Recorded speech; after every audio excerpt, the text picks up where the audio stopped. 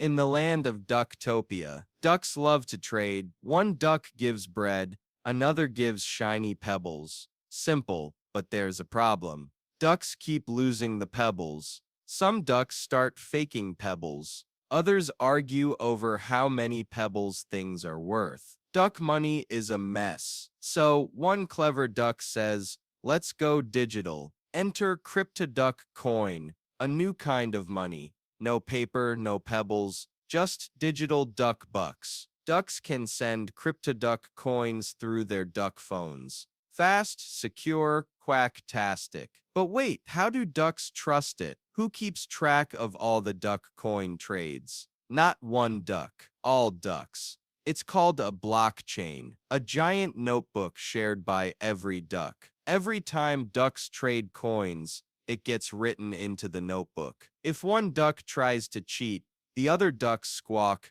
fake, that trade gets tossed out. Ducks trust the flock. But how do new duck coins get made?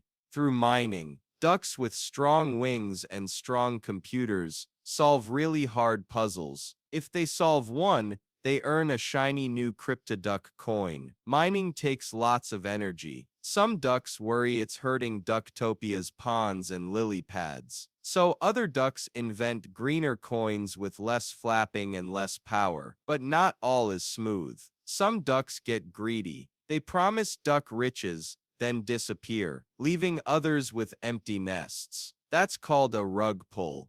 Ouch. Still, many ducks believe in duck coins. They think it's the future, where ducks can buy, sell, or send money without duck banks. Just code, just trust, just quacks. So what is cryptocurrency? It's digital duck money, fast, flock approved, and powered by math. But whether you love it or avoid it, one thing's clear: duck money is no joke.